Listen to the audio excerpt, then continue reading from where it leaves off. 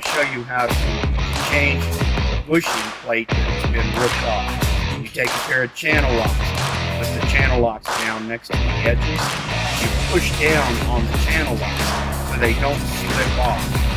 And as you push down with this hand and you squeeze with this hand, you turn it.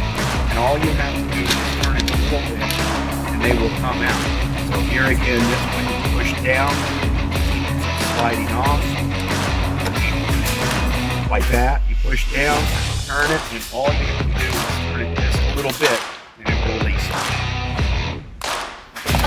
Another way to take it off is to take a screwdriver, set it on the edge, and hit it with a hammer, just enough to loosen it. Remember, lefty loosey, righty tighty.